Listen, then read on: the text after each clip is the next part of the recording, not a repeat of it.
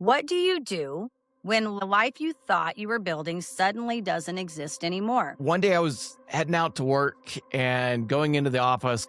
And as I'm going down the stairs, I hear my twin 2-year-olds up at the top of the stairs crying out, "Daddy, don't leave us. Daddy, don't go. Don't leave us, Daddy." And so I made the decision that day to start a business that would allow me to stay home and be with them so I would never have to leave them again. In January of 2021, I started my YouTube channel. My dad told us something I'd never heard before in my life. He said that my mom had one regret in life. My mom did not feel financially secure enough to stay home and raise us. I don't want a single mother to ever have to leave their kids for their job ever again. And I now have a vision to help 1 million people become financially free.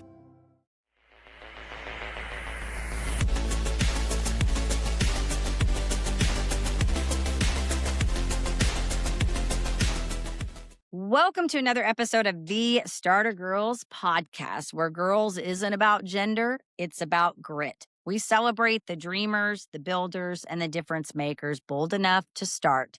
I'm your host, Jennifer Loading, and wherever you are tuning in today, we are so glad to have you. So today we're chatting with Scott Curry, an entrepreneur, speaker, author, and founder and CEO of multiple businesses, including Faith Roar. And I just want to say this because as a fellow YouTuber, I think this is such an awesome thing. But he's built his audience to about 80,000 subscribers on YouTube, reaching more than 2 million people worldwide. And he's built a business generating over 250,000 per year through memberships. And so this is an incredible thing as a fellow YouTuber. And so, Scott, I just want to welcome you to the show. We're so excited to chat with you today. Thank you so much for having me on. It's a pleasure to be here, and I can't wait to share my story with your guests. I think it's going to be very inspirational. Might cry a little bit, but that's okay. There's a lot of hope in it. Hey, you know what? Sometimes those are the best stories. I had one the other day, Scott, that was a story about a federal police officer with a canine dog. That this dog has become like this. You would think it's just it's a story about this dog that has cancer, but the dog has become so much more than the story of him having cancer because he brought this guy's father back into his life at the end when he was dying, and now he told me the other day when I was talking to him in this story about how this whole story has inspired other people that are going through cancer treatments, like children that are going through cancer treatments. So I'm telling you, these stories like this, sometimes they're just the best. They teach so many valuable lessons. And so I'm sure that today is going to be another amazing one and can't wait to dive into this with you. So you know where I'm going to start here. I want to back it up. I want to talk a little bit about how you got to where you are today because you're doing some incredible things. And I know that was not an easy feat, like, as I mentioned in the opening. So take us back a little bit and walk us up to how you got to where you are today. It goes back a long time ago when my boys were about 2 years old. I've got twins. One day I was heading out to work and going into the office, like so many of us have to do with their jobs. And as I'm walking down the stairs, we had a baby gate at the top of the stairs so they wouldn't fall down the stairs and kill themselves. And as I'm going down the stairs, I hear my twin 2-year-olds up at the top of the stairs and they're holding onto the baby gate. They're crying out, "Daddy, don't leave us. Daddy, don't go. Don't leave us, Daddy." And I turn around, I see their tears falling down their faces. I go back up, give them big old hugs, tell them how much I love them. And it broke my heart. It was the most difficult day of my life trying to leave the house. And so I made the decision that day, standing at the bottom of the stairs, looking up at them, that I was going to find some way, somehow, to start a business that would allow me to stay home and be with them so I would never have to leave them again. And I spent the next 5, 6 years trying to find that right business, starting multiple businesses. Some were successful, but just didn't give me the time freedom I was looking for. Some failed. And then in January of 2021, I started my YouTube channel based upon the fact that I was seeing a lot of people on YouTube get interested in investing, started talking about that, and the channel just absolutely blew up. And within 3 months, I was making more money than I was at my six-figure job. And I quit my job and finally lived my dream of staying home with my boys full time. Wow. That's impressive, and I'm impressed that you made that decision because I'm sure there are a lot of people out there that've had similar, situations where they've wrestled with that idea of having to leave the home, and to do that is a scary thing, right? Like it's like it's a defining moment. You make the decision, right, to do something different and really to step out of what we think is stability, right? I always kind of like caution that because when I say stability, it's like it's not because you're sort of at the mercy of somebody else deciding whether or not you have the job, right? And if they decide you're no longer valuable, then you're no longer valuable. And I But tell I want to, people that all the time. yeah, It's when you have a job, you have one source of income. If you get laid off, and that's happening a lot lately, you are in a very difficult situation because you just lost all your income. When you have a business and you have 1,000 customers and one of them leaves, you've still got 999 more. So having a business is actually a lot more secure than having a job. yeah, yeah, I agree. Well, and I understand that because I've been in the entrepreneur space for a really long time, and I've been very fortunate that I feel you when you say that about your kids because I was fortunate enough that I was able to stay with mine from the time that my oldest is now is 29, but to be able to stay with them that whole time. But I can tell you a story that might make you chuckle about this a little bit. When we first moved to Dallas, my middle child, who's now 25. I remember moving here, and my little one at the time, I think, was about 4 or 5 months, and she got hung up on my husband. And every day when he would leave for work, he would have to go in there and tell her bye, Paige, and give her a hug. Well, one day he did not do that. I'm getting chills telling you because I can still see this day. One day he did not do that. And she sat up in that bed and she says, and I just remember her going, "Where's dad? Where's daddy?" And I said to him, "He didn't tell me goodbye." And I mean, literally, it ruined her morning. Like she was so mad and screaming and crying. And so I remember telling him, when you leave, you make sure you tell her you're leaving. You make sure you say goodbye. So, Scott, I want to say kudos to you because as a fellow parent, I know how that is with the kiddos, and it is so important. And I think if you have the ability to do that, yay, it's an awesome thing.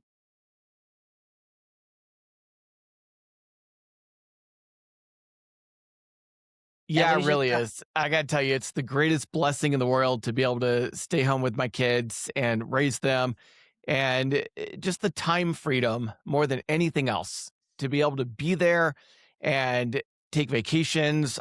They have all kinds of after school events and band concerts and sports events, and I no longer have to miss a single one of those. I'm Yeah. able to attend everything with them, and I don't know if they fully understand how special that is to have parents being able to be there with them in the middle of the day Right. and after school and on weekends, because so many parents just can't get that time off. And Right. if we want to take vacations in the middle of the year, I don't have to ask for PTO. I don't have to ask for vacation time. I just go. And it's the best thing in the world to be able to spend that time with my kids. Hey, you're here. So, first of all, thanks for tuning in today. And since you're already here, you're probably going to want more of this. So, make sure you check out startergirls.com. That's where you can catch up on any episodes you may have missed. Get signed up for our newsletter so you can stay in the loop on everything we've got going on. And if you're looking to go a little deeper, you can also check out our Starter Girls Insider community.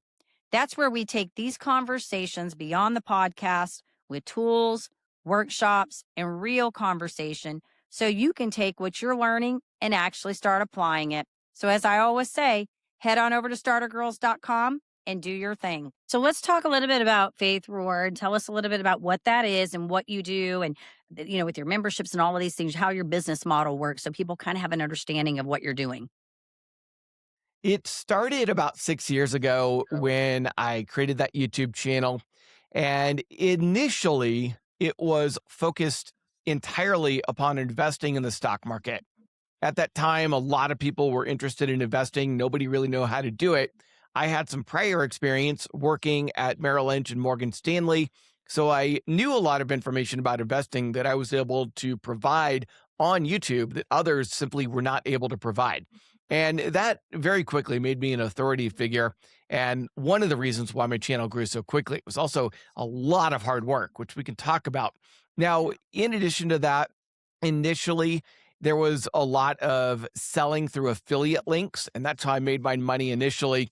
After a few months of that, I began to see a little bit of a downtick in those affiliate links. I mean, once people sign up, they're not going to sign up again. So Right. I started looking for some ways of maybe transitioning and a more of a monthly membership type thing. And that's when I came up with the idea to create my Discord and charge a monthly membership so that I would have that money coming in every single month and I wouldn't have to resell people every single time. And that's where things completely blew up.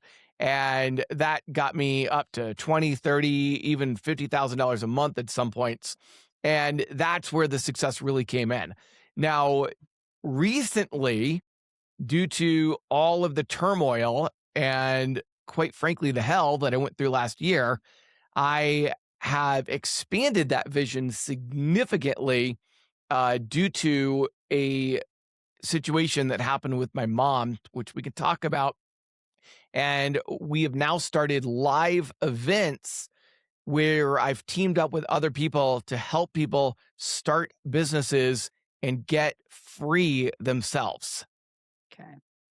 Yeah, and if you wanna back us up a little bit and tell us because I know you and I chat, but our audience probably doesn't know, and I think this is important because, when we talk about challenges, things we have to go through, right? And you're doing amazing despite all these things that happen, you're doing amazing, and I think it's important to know that because I think sometimes people looking in, they see the outside view and they go, "Oh, everything looks glamorous," right? And we know that's not the way any of this goes, so feel free if you want to back us up a little bit and share a little bit about your journey last year and kind of because you just mentioned how it sort of reframed a few things the way, your model. That's totally fine with me. You can share it. Yeah. So last year was unbelievably difficult. It started out in January with my son getting extremely sick. I have a 3-year-old now, in addition to my twin, now 12-year-olds. And last year, when he was 3, he got extremely sick with complex pneumonia, ended up Mm. in the hospital in the ICU. He almost died. Wow. And that's how the year started. It was extremely difficult. And one of the nice things about having that financial freedom from my business is that I was able to spend 3 weeks in the ICU with him every single day. And I didn't have to worry about a job or having to go back. And because I had those monthly memberships, I continued to make money every single month, even though I wasn't working on my business at all. And then in May, I finally built up enough courage to leave a very abusive relationship from a narcissist. Thankfully, most of your viewers have never experienced a narcissist relationship, but for those who have, you know the absolute hell and muck that you go through, especially when you're trying to get out of that. And that was an extremely difficult time, just essentially having to rebuild life and find a Yeah. new place to live and move. And that was really difficult because when all that was going down, she decided to drain all of our bank accounts and all the investment accounts and Oh my left me goodness. completely penniless. And that was extremely difficult to get through as well. And then on top of that, about 2 months later, one of my largest clients got bought out by another company, and I ended up losing about $15,000 a month of income. And that was extremely difficult to deal with, especially when I was right in the middle of still trying to leave that relationship and rebuild my life. And then in September, my mom got extremely ill and went to the hospital. She was elderly. She needed some surgery done on her heart. Unfortunately, she was too old and too frail to get the surgery done. And 3 weeks after entering the hospital, she passed away. Now, that all happened last year. Yeah, it's a lot. And when my mom was in the hospital, again, I was able to spend another 3 weeks with her every single day in that hospital. And this is important because my dad, who's retired, and myself were the only two who were able to be in there with her. My sister and brother, they both had to go back to work. And my sister had a job. She had to go back to her job. My brother had a business where if he didn't work, he didn't make money. So he had to go back to his business. And the day my mom passed away, we were all together in the hospital room with her. And my dad told us something I'd never heard before in my life. He said that my mom had one regret in life. And he went on to explain that when I was born and when my sister was born, and we're the oldest of three, that my mom did not feel financially secure enough to stay home and raise us. So from the time we were infants, my mom put us into daycare and we were raised by the daycare teachers while my mom went back to work at her job. When my youngest brother was born, my mom finally felt financially secure enough to stay home and raise him. And so she quit her job and raised him. And after about a year of raising him, she told my dad that she regretted not quitting her job sooner and raising my sister and I. And when I heard that, it was like a punch to the stomach because here I was having been able to spend the last 3 weeks of my mom's life in the hospital with her because I was financially free, while my brother and sister had to leave her to go back to work. And I said, I don't want a single mother to ever have to leave their kids for their job ever again. And that is when I decided to start the live events to help people become financially free. And I now have a vision to help 1 million people become financially free. Wow. And listening to that, Scott, what a confirmation though to what you're doing. You know what I mean? That you unfortunately had to hear that, that part about what your mom regretted, but what a confirmation to what you are already building and doing and putting into place. You know what I'm saying? Because you'd already made that decision to stay home with your children. And I just want to say, I get it. Everybody has to do what they have to do. And I was also a daycare kid. My mom wasn't able to stay home, so I absolutely get it. And when I decided to have kids, I sort of kind of made that conscious choice as well that I wanted to be able to do something a little bit differently to see. And I guess maybe in my own mind, I kind of wanted to see, did it make would it would that make a difference? And I will tell you, as a fellow entrepreneur, um, I'm grateful that I was able to.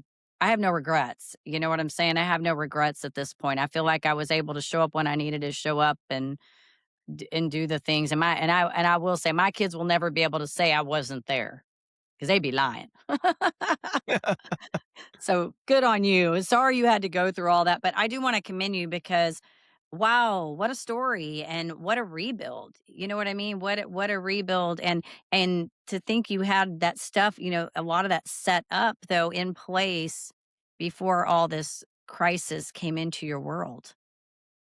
Exactly. There's an old saying that success shows up in the mind long before it shows up in the wallet. And yeah, I'm just so incredibly thankful that I was able to build that to help me get through those extremely difficult times. And you never know when life is going to hit you. I mean, we all go through things in life. We all have loved ones who pass away. We have children who get into trouble. We have people that get sick in our lives. We have injuries that take place. Sometimes you get laid off from work. You never know what's going to happen. And it is so important to build up that financial security ahead of time so that you can get through those difficult times in life. And I read a study the other day that 60% of Americans don't even have $2,000 saved, Mm, and 30% of Americans don't even have $600 saved. And yeah. that puts you in an extremely difficult, dire situation. If even the smallest thing goes wrong, your car breaks down, how do you get to work? I mean, it can be devastating. And what I've realized in life is the things that were devastating when I didn't have a lot of money are literally no big deal when you have money. Your car Mhm. breaks down, you're broke. That's devastating. How do you get the money? How do you get to work? It's an absolute crisis in your life. Car breaks down when you have money, go get it fixed and rent a car for a couple of days. It's no big deal. And so setting yourself up for success has to happen when you don't think you need it so that when crisis hits, you're able to get through it. Yeah, we used to say back in the day when I was doing Mary Kay. I think I told you I was with that in that organization for like 22 years, but we used to always say that not having money ranks with like not breathing. Cause it is, you're absolutely right. It's just amazing. It's kind of that old thing, like when people will say when one bad thing, all these bad things start kind of happening, it's because you're sucked into that and everything's magnified. Every small thing becomes large. You don't have money for your food, to fix your car, to do this, to do that. And when you do, it's really more just about freedom to move. I would say it's like freedom to move about the cabin because you're not so binded and constrained by the lack of. And when you're having, and what is our Maslow hierarchy of needs, I kind of joke about that, not in the money thing, but like I'll say, like when I'm hungry, I'm like, my Maslow hierarchy of needs are not being met, but not having money is in there. It's on that bottom level. And if those needs are not being met, then you're in survival mode. You're basically just trying to get by every day. And it's just not the best place to be. So Yeah, so many people these days are in that mode, not through any yeah, fault of their own. The right. world is very different today, especially after COVID. Yeah. Inflation has gone up significantly. And for most people, their paychecks just have not been able to keep up. And, there was a time way back when a minimum wage job could actually support you. And Yeah. that's nowhere even close today. In fact, here in Colorado, it's estimated that you have to make over $200,000 a year just to have a comfortable middle class income. And those Yeah. kinds of numbers were unheard of before. And Mm. so if you're working at a job and you're struggling, which most people are, to pay their bills and afford food, which has gone up significantly, gas prices have doubled. A lot of times rent prices, mortgage prices with insurance have all gone up. Everything today is way more expensive and wages just haven't caught up. And so you have to make a sacrifice. I always tell people if you don't make a sacrifice today, you're going to suffer forever. And so you have to make that sacrifice. And that's what I did when I first started my business. I was working a full time job while building that YouTube business. And a lot of people see it as an overnight success, which it was. But what they don't realize is that I was working 20 hours a day for 3 straight months in order to make that happen. Literally getting 3 to 4 hours of sleep every single night for 3 straight months in Yeah. order to build that business because I wanted it that badly. And I made a huge sacrifice for 3 months, and it has now carried me forward with incredible blessings for the last 6 years. Yeah, no, that's incredible. And you're right. You do have to decide. You're going to have to somewhere put that work in to make it happen. I think that's the thing people get hung up on. They either don't want to take the pain to do what they got to do in that short time to or where however long it takes you to build that up. And a lot of businesses it takes a while depending on what you're doing. I mean, your craft and what you're trying to make happen and how bad you want something and your skill set. I mean, but there is gonna be a price to pay, and you have to decide where that's gonna come in, and I will say, doing not I'm doing something different than you and YouTube, but I will say, I've been doing my channel for since 2019 because I started right before COVID, and I don't know that I wasn't in a place where I needed to make it do something probably like you did, but I will say this, the moment I started getting actively serious, and what I mean, I've been serious all along, but not to the degree where, okay, like, we need to do something. Like, we need to do something, right? That's just happened recently, but I will tell you, and because I have made that shift and gotten into that mindset where, and now I am working a lot harder on it than I was probably before. Like it's things are happening, like things are like all of a sudden are like moving very quickly. In fact, I'm having a hard time keeping up now. Now I'm getting into a place where it's like it's getting a little bit hard to keep up. So my point to this is, yeah, somewhere along you got to make that decision, right? You have to make that, and then you have to put the work in, and you got to be patient to allow it to manifest or do what it needs to do. So good on you for that. I'd love to know, like because somebody listening to this right now, we talk about these subscriptions, and I'm actually genuinely curious on this, even because this is what I'm doing right now. This is what I'm building out. And you don't have to tell me all your secrets, but for somebody listening in, and maybe this is something they're curious about, building out a YouTube channel or building out some type of, subscription to this. What does this look like without you having to go into every minute detail? But when somebody comes in, Walk us through that a little bit, what they're doing, go into the platform and where they go from there. So for me personally, I use YouTube as a funnel. And actually, it starts with shorts that gets people over to the long form videos. And then the long form videos, I use that to build trust and credibility and get people to like me. And then from there, I sell the monthly memberships. And I actually have two of them. I've got one called Trading Success U for beginners and one called Stock Ads for more advanced traders. And so when people come into the funnel, they're then directed to one of those two monthly membership platforms. And once they sign up, they get access to a huge library of courses and educational content to help them learn. Most importantly, though, they get access to me. And in the more advanced trading group, they also get access to 20 other full time professional multimillionaire traders. And so I think the key to having a lot of success with a monthly membership is to build incredible value into it. And I'll give you another example from a completely different related industry. I have a monthly membership with a lot of my home services. For example, I pay monthly to have somebody come out and take care of my lawn. I pay monthly to have somebody come out and clean up my dog poop.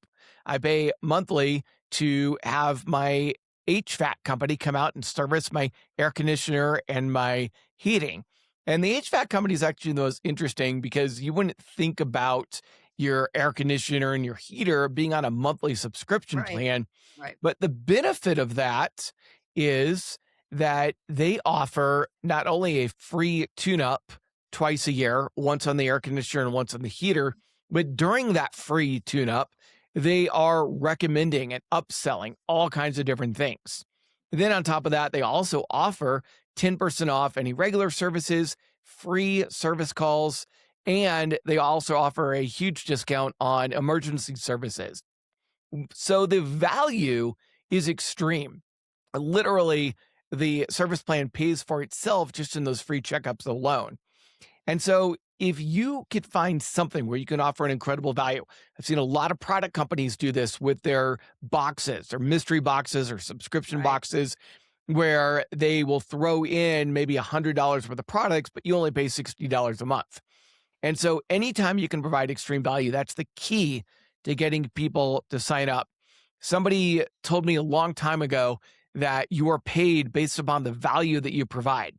And I used to think that meant I had to provide a lot of value to each individual person. I Right. learned that from somebody who charged $10,000 an hour to Mhm. have people talk to them. And I said, oh, how can I get to that level? And I realized it's like impossible. So I also realized that rather than trying to get $10,000 out of one person, it's a lot easier to get $1 out of 10,000 people. Right. And Right. so you don't have to provide a lot of value. You just have to provide more value than what they're paying. Right. And you'll get people signing up left and right. I love that, Scott. And thank you for sharing that. That's what I'm building out right now. And so I'm with you on that.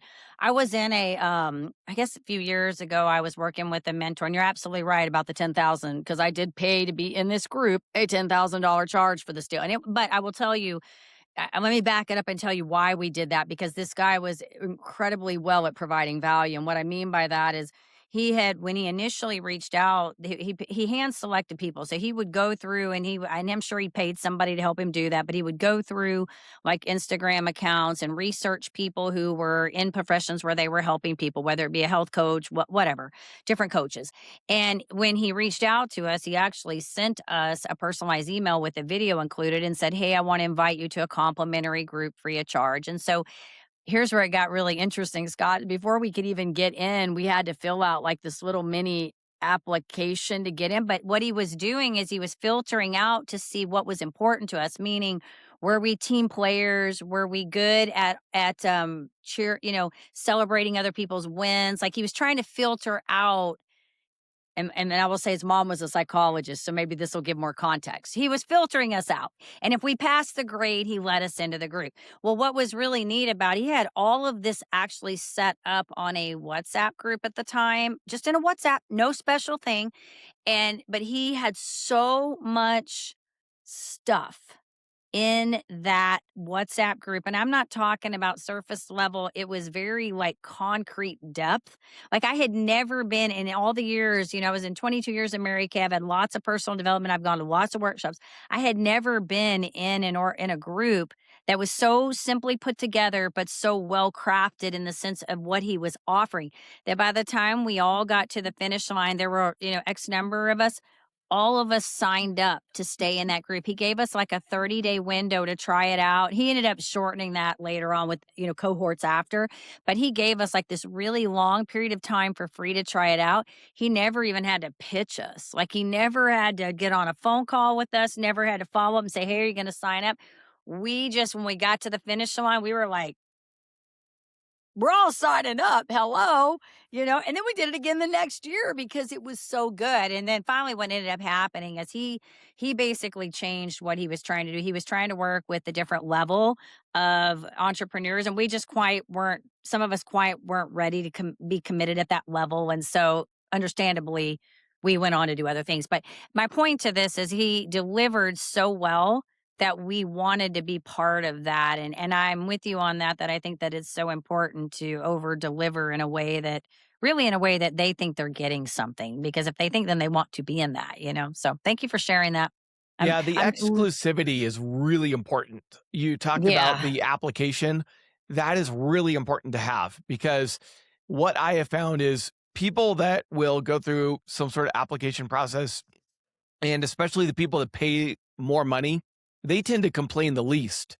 It's the yeah, people that pay $10 a month that are complaining. People paying $100 a month don't complain. right, And so having an exclusivity where you're filtering out and making sure, okay, these are people that actually want to work and want to learn and want to improve. Once you have that, you will find yourself being a lot more successful. Even though you have fewer people signing up, you have a right. much more successful group. Yeah, I agree. Because you're not talking, it's like you're not selling to people that don't really value what you're doing or really, want it. I mean, there's nothing like having to sell to somebody who's really not that interested, and you're having to talk them.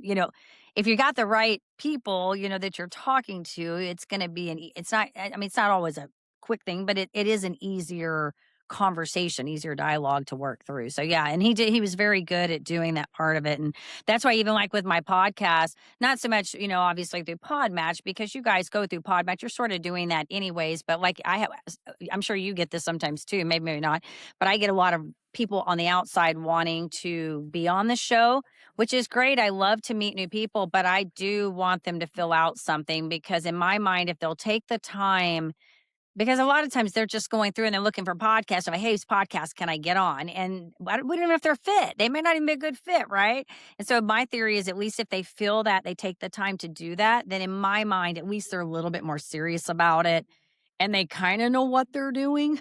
They're not just jumping on and be like, "Whose show am I on today? What are you doing? What are you talking about?" Kind of thing. So, anyways, but I think it's awesome what you're doing, and I'm gonna have to go. I did look at your YouTube a little bit before I jumped on here. I'm gonna get back in there and kind of dig around and see what you got going on over there. So sounds exciting. So good for Yeah, you. you're absolutely right about having people actually do something. When I'm doing live in-person networking, I actually have on my business cards, I don't know if it'll show up or not, but Yeah, I on my see it. business cards, I don't Yeah, have any actual contact information on there at all. yeah, So you have to go to the website, fill out the form, and that's how you contact me. It is amazing how many people go to networking events and they just want phone numbers or email addresses. They can just throw you right. an email address Oh, yeah, and the people that actually take the time to fill out a contact form, those are the ones I respond to because they're serious. They put in a little bit of extra work. And just like you said, when you got that cold contact from the person you paid $10,000 for, it included a personalized video. And so yeah. that was somebody that went in and did a lot of extra work. It's like, okay, this person actually cares. They're taking the time out of their day to reach out to me. Let me take my time to respond to them. Yeah, I'm with you on that, Scott. It's that little extra, and the little, and maybe that's what we're talking about, that little over delivering, right? Adding value, because everybody's being, and I love your cards, by the way. I love it, because that's something I would do too. I mean, I'm just not, I network a lot, and I'm sure you do too. I network a lot here. There's a lot of open network in Dallas, and I just get so like, the minute somebody comes up and starts throwing their card at me, I'm just like, I'm turned off. I'm literally just done. I can't even. It's like we're not even gonna say hi, have a conversation. What do you do outside of this networking? I mean, that I just get done with it. It's amazing to me. I think that little extra something sets you apart from what everybody else is doing. And it's the same thing too. And I'm sure you get this like when you go into LinkedIn a lot. I find that it's like every day I open my LinkedIn, there's at least anywhere from 2 to 3 random emails, and I recognize a lot of those are on AI things, but they're always like the same blanket conversations, and I'm like, "Can you just, like, open my profile and be a little original? Maybe just open it, and before you have something come to me."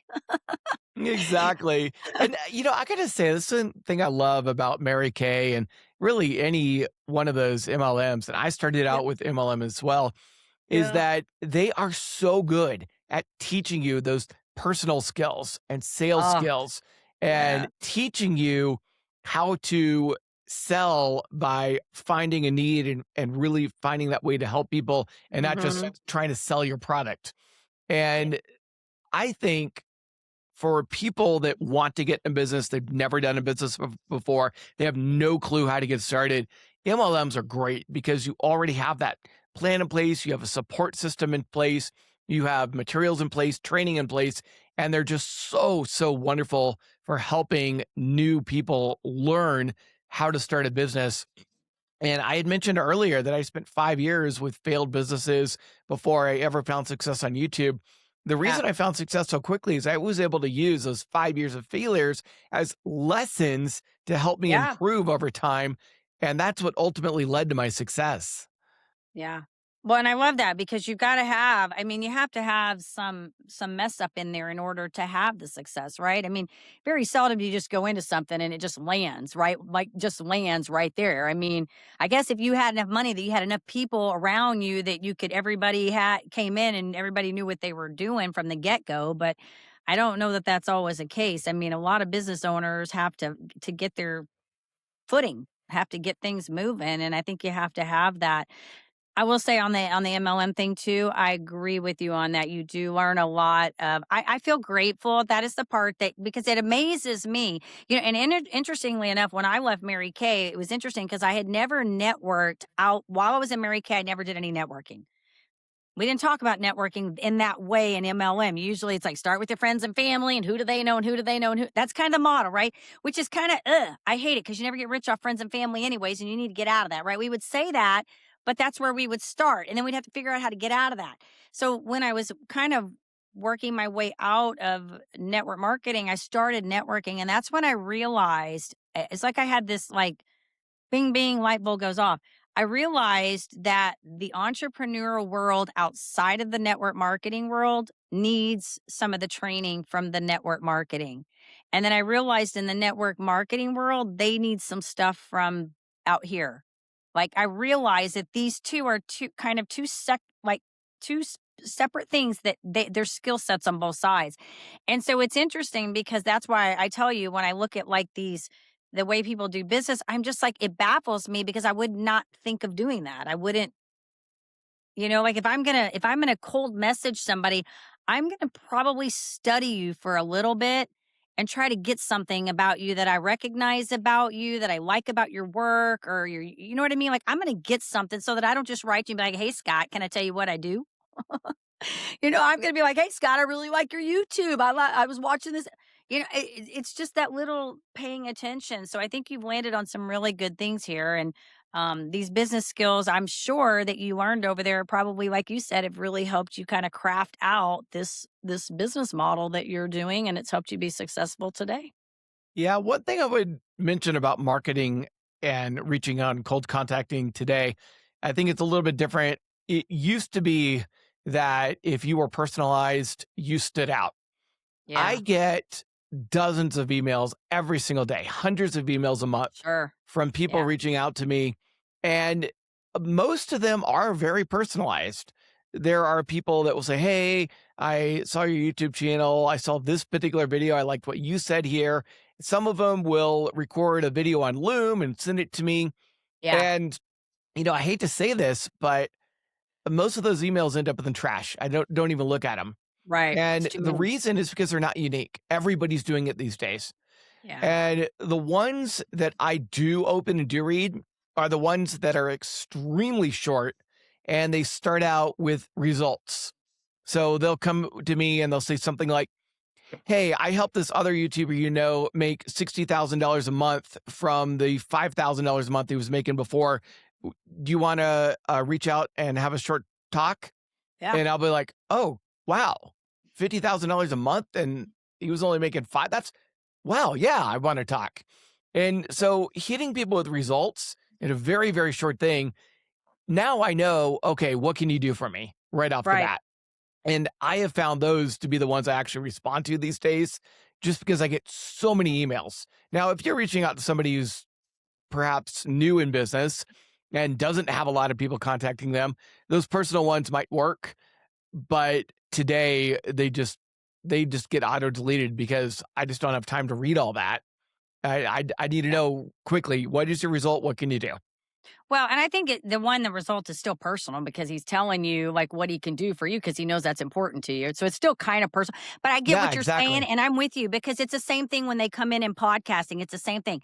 All these outside agents write in like on any like I tell you, there was one day I put a podcast that I had 20 agents reach out to me in one day. I'm not kidding you. In less than 24 hours, I had 20 agents. I counted them and I was freaking out because I'm like, I can't deal with this. Every one of them was exactly the same. After watching your episode with so and so, I know Yes. they didn't look at the episode. I absolutely know for a fact they did not. And I'll tell you why. Because they basically took my show notes and they summed it up. If they would have listened to an episode, they probably would have been able to pick out something that would have been unique about that episode that I would have caught. And that would have caught my eye because it would have been, I knew they listened to it. So I think, to your point, I'm the same way. I'm absolutely the same way. Cut to the chase. I don't need all your fluff. I don't need all your garbage. Just tell me what you want. Okay, what do you want? What are you going to provide? That's all I need to know. So I'm the same way. When anybody listening to this right now, if they're an agent catching this episode, if you want to get on this show, two things. Send your person to me because I would rather you contact me than your agent. You come to me and say you want to be on the show because I'm going to read those first. I promise you I will read those first. And secondly, if you are, stop all that gibberish. I don't need it. I don't want all that. So I'm with you. It's just get to the point and I think that what I meant by that is, yeah, we don't need all that extra because you're right. Everybody's doing that.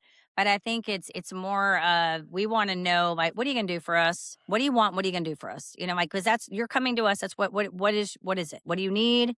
Right? And how are we gonna benefit? That's what we're trying to get to because we're getting so much of this stuff in and out. So I'm with you on that, and it is hard to be unique in this day. But I think when I was originally talking, when these people come into um, LinkedIn and they're messaging through there, I talk about this a lot because those are not even remotely unique. Those are just bad. Oh, They're yeah, bad. they I mean, are. they start out with me. It's always the same thing, Scott. I get a friend request from them, and it'll be like, "Hey, great to connect with you," and I don't respond because I know once I open the door, I'm open. So I just don't respond. I leave it alone. I'm thinking, okay, well, you're in my feed. If you want to engage, you can comment on a post or something, and I might engage. There. Then they come back with the next follow through, and the next one's usually now we're gonna start pitching. Then it'll be the next one, and then I'll get that. Oh, I just want to make sure my message didn't get lost in your feed. Yes. It's all the same thing. Everybody's doing the same thing. And That's it's what I'm like, telling you. It's the you same. It's cannot exactly the sell same. to people by pitching. No, It doesn't work. no. The only way you can sell to people successfully is to essentially get people to the point where they are begging you to work with you. Amen. And yeah, Amen. you have to get people to that point because if you are out there pitching your product, who cares? There's 1,000 people Right. pitching their product and they're all sound the same. But if Yep. you can get that person to the point where they're like, oh my gosh, I need to work with this person. And that's another way I grew that YouTube channel so quickly is I would go into forums on Reddit and Facebook and groups, and I would go out there and I wasn't pitching the YouTube channel. I was Yeah. answering questions. So Love it. somebody would say, "Hey, what do you guys think about NVIDIA stock?" And I would go in there and I would say, "Well, I think this and this and this about NVIDIA stock. If you want my full analysis, I created a whole video for it. You can go watch it here." And You that's actually seeded how it. I grew. Yeah, It was you by seeded it in. helping people, and people were like, "Whoa, he does a lot about the stock." And then they go watch the video like, "Wow, this guy's really good." Then they go subscribe. I didn't have to beg people to subscribe. I didn't have to beg them to go watch the Right. videos. I provided incredible value, and then people started begging me. I got to the point where people were calling me, well, calling my manager, and they were asking, "Hey, I want to sit down and have lunch with Scott. I'll pay him $5,000 for an hour of his time. I just want to have lunch with Scott." I didn't pitch that. I didn't promote that. People were begging me to spend time with me. And if you can Love get it. people to that point, you don't have to sell anything. They'll sell themselves. Yeah, I love it, Scott. And no, you're right, because you were adding value. You were going into other places, adding value and seeding it in there without really having to pitch it. So best way to do it. Smart. And that's why I'm getting a chuckle about this, because I'm sitting here saying, yes, this seems like this would be like so easy to me if you want to get somebody like you're in LinkedIn right now, specifically talking about that area or any social media or any group, Reddit or wherever, right? Go add value. Don't be DMing. Just go add value in a place where people are talking, or get a conversation started, because then you're kind of dialoguing and you're sort of breaking that ice, right? And then you can kind of move people. People are going to be more inclined to hear what you have to say and move into these other places. So thank you for sharing all that, because you know what? And I had no idea we were going to get to that, but that is a very valid and good conversation. And I think a lot of people need to hear that are in business. No pitching, no pitching. Exactly.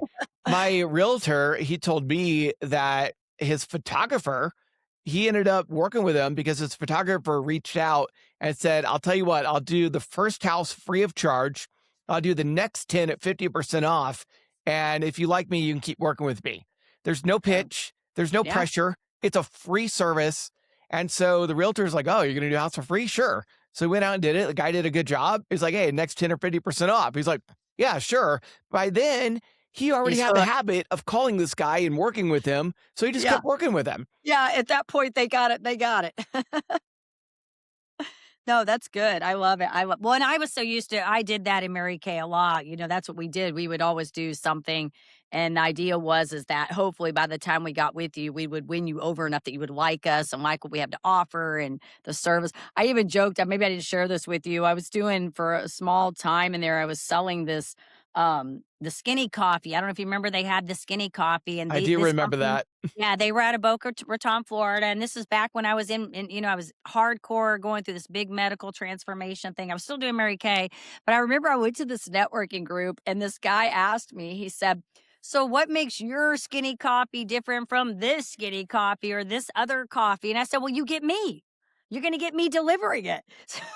It was the funniest thing, but I was joking about that. But then ran into this person like somewhere else networking like a few years later, and he was like, he remembered that I had said that. He remembered that I said that to him at a networking event. So, you know, we have to be like methodical, but be genuine and authentic at the same time, because nobody wants to be. It's and Mary Kay used to say it's just as honorable to sell as it is to buy, right? Nobody wants to be sold to. So we like to buy, but we don't want to be sold to, right? So, Right. good stuff, Scott. So I want to ask you another question. This is probably my favorite question, and I feel like you're going to be able to weigh in on this. At this stage of your life where you are now, and having gone through these hard things that you've gone through and kind of come out on the other side of that, how would you define success at this point? It's a great question, and I'm gonna be perfectly honest with you. Having come out of a narcissist relationship, eh, I have had to recreate my entire identity, and what I have settled on at this time is that I want to help people take immediate action to become financially free. So my goal now is to help 1 million people become financially free. So Yeah. for me, my definition of success is accomplishing that goal. Now, on a more realistic, deeper level, I honestly believe that success means being there for your family, providing for your family, and achieving the things that you need to in order to take care of your family. And that includes retirement, that includes enrichment and nourishment through vacations. That includes attending your kids' after school events, all of it. And so I believe from a deep personal level, success means taking care of your family. On a more outward level, for me personally, success means hitting that goal of helping a million people become financially free. Yeah, and here's the thing, Scott, that's impact, right? Like that's that whole when you say that's really at if you look at it kind of at the broader picture, that helping them, that's really impact and legacy. So that's really part of it. Sometimes I don't know about you, sometimes it's hard for me to sort of articulate like I have this idea, but how do I get the words wrapped around that? And ideally, I feel like, when I ask people this question, it always comes back down to that like what you said, being able to be there for your family, do the important things that you want, have the time, all of that. But then there's that impact part, the legacy part. So right now it's very personal probably for you because it's still kind of all this re-identity. This is fresh and getting through all that. And I want to commend you on that. I did have a lady come on here. Oh my gosh, I want to say a couple years ago, and her husband was an actor, and they both had been in narcissistic relationships and in separate relationships. And then they came together. They created a whole YouTube page. I think it's Victim to Warrior, the two, like Victim to Warrior. And they have got a huge following now on that YouTube page. But it's all, they do little like narcissistic skits and things and it really, like I watch that stuff and I think, wow, like, I mean, they have just built this entire following with that. So and I think she even on her site has like a checklist now. Like if you think you're in that type of relationship, you can go through and do this worksheet thing. So, anyways, I want to commend you on that because I remember talking to her about it, and I've known people that have been in those kinds of situations, and I know it's not an easy thing to navigate on the outside, at least in the beginning. Yeah, it's Right. extremely difficult. From everything I've read and studied, it takes about 3 years to really get over a Yeah. relationship like that and be able to move on. And, I'm still in those trenches and it's extremely difficult. It just leaves you completely in the mud and muck. And I think out of that, though, comes a lot of beauty. I have Yeah. never met a single successful person in my entire life that did not go through some sort of exceptionally difficult trial because we all go through an exceptionally difficult trial. And the difference is some people give up. Some people say, well, business isn't worth it, whatever, I'll just go back to work or even worse. And the people that are able to make it through that and the people that are able to get through that and continue fighting and continue working, they now have that strength built within inside of them where every single future obstacle seems so small and minuscule compared to what they went through and they're able to achieve tremendous success. And that's what it is for me, especially after hearing about my mom's regret. There is nothing that's going to stop me from achieving this dream. Yeah. I have no doubt you're gonna make it happen. I have a feeling you're gonna get it done. So and good on you for that. And I agree with you on the hard things. It does. It's interesting. Like sometimes you'll hear other people talk about things and you'll be like, that doesn't seem like that should be that big a deal. I don't get it, but that's because when you do hard things, those other things become little less important. I think that too, you have different perspective about things in life too. You realize there are some things that are just not really worth putting your energy into, and other things may be more important, right? So, Yeah. anyways, you're doing awesome stuff, Scott, and I'm going to keep up with you. I'm going to reach out to you in socials. We'll get that way I can keep up with what you're doing and watch how this unfolds for you. So, speaking of socials, anybody listening to this today may want to learn more about your work. Maybe they want to follow you, reach out to you. I don't know. Where would you like us to send them? So anybody that's interested in reaching out, learning more, getting more information, or even joining one of those communities so you can get direct access to me. I've already helped some people become millionaires. We've helped people start businesses and we've helped people make a lot of money in investing. You can get all that information at faithroar.com. At faithroar.com is where you'll get access to all those communities. And, I just wanted to say thank you to you, the listener, for sticking around this long and I'm going to give you an offer. If you want to join the Faith Roar community, just go to faithroarcommunity.com and enter coupon code podcast, and I'll give you 50% off of the Faith Roar community, just as a way of saying thank you for sticking around. Everybody knows you come on this show. We have lots to talk about, Scott. So, real quick before I get you off here, tell me how you came up with the name Faith Roar. How did that come about? So, as I was going through and trying to recover from this narcissistic relationship, I was putting videos out on YouTube on a separate channel that I was talking about what I was going through and the difficulties. And somebody, I don't know if it was my ex wife or one of her friends, got on there and basically said something about, like, well, maybe you should look at yourself and you're the problem, blah, blah, blah. And I responded to her and I said, I did look within, and what I found was a roaring lion. And now that lion's getting ready to roar. And Ah, from that, when I went to go start the company, you know, the first thing I look at whenever I'm trying to come up with a company name is what websites are available. And right. so I was typing in all these different combinations, and Faith Roar was available. And I remembered this roaring lion within inside of me. And I decided to come up with Faith Roar for that, with the lion being the logo. The faith side of it is biblically based around the Bible saying that faith without works is dead, and that God will give you more than you could ever imagine or think.